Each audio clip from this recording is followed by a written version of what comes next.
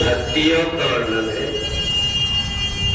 क्लेशो अधिक तरस्तेषां अव्यक्ता सत्चेतसां अव्यक्ता ही गतिर्दुःखं देहवत् परिवाप्यते।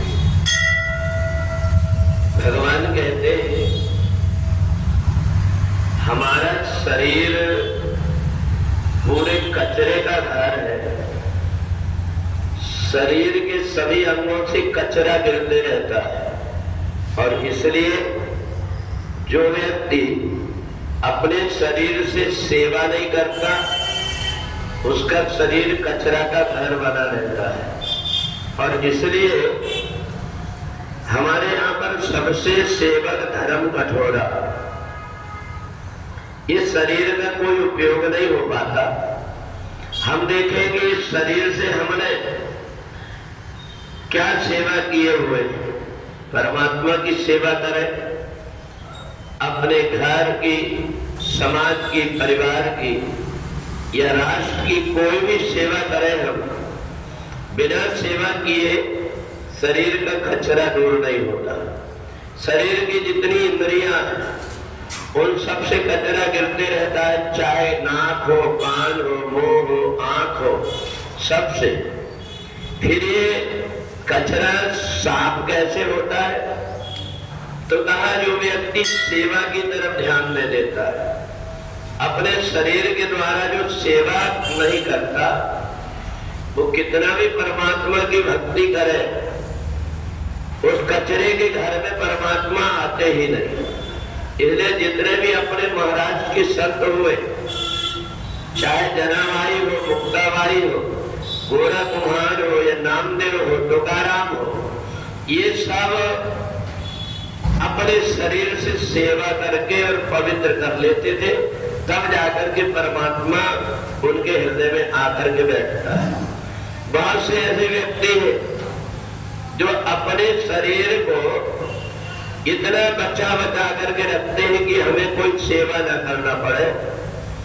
जब वो कचरा का घर लेकर के मरते हैं तो उनको नरक आदि में जाकर के सुअर बन करके और फिर बाहर का कचरा साफ करना पड़ता है। और इसलिए जब हमको भगवान ने मनुष्य शरीर दिया तो इस शरीर को प्राप्त करके एक घड़ी, आधी घड़ी, आधी से भी आज रोज का हम नियम बना ले कि थोड़ी देर हम सेवा का कार्य करेंगे।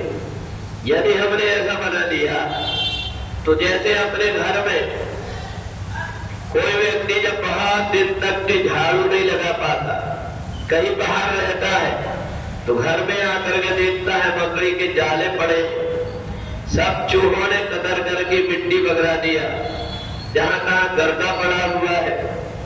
और जब रोज जहां पर झाड़ू लगती रहती, रोज जो व्यक्ति सेवा का कार्य करते रहता है, उसका घर थोड़ा सा मेहनत करने में साफ हो जाता है। और इसलिए ये जो शरीर है इसको संतों ने कहा है क्षितिजल पावक गगन समीरा पंच रचित ये अधम शरीर।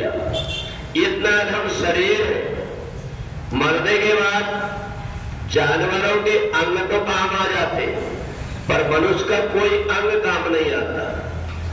जब तक जिंदा है तब तक ही जो कुछ वो कर लेता है वही उसके साथ जाता है।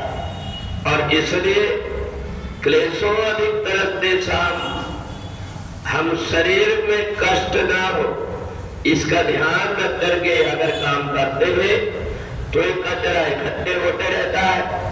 और यदि हम सेवा कार्य करने लगे तो हमारी आदत भी बन जाती। बिना सेवा किए हमें चैन नहीं पड़ता।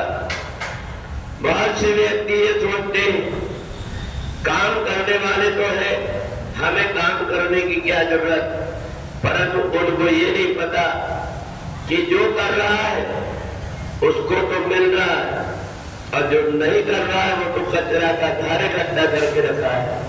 तो इसलिए भक्ति योग में हम देखे हमारे संतों ने, संत गुरु नानक देव ने और जितने भी संत हुए हैं यही कहा है कि ये शरीर रहते हुए जो इस शरीर को सेवा कार्य में लगा देता है, उसके हृदय के अंदर परमात्मा विराजमान होता है। बोलिए वृंदावन बिहारी लाल की जय।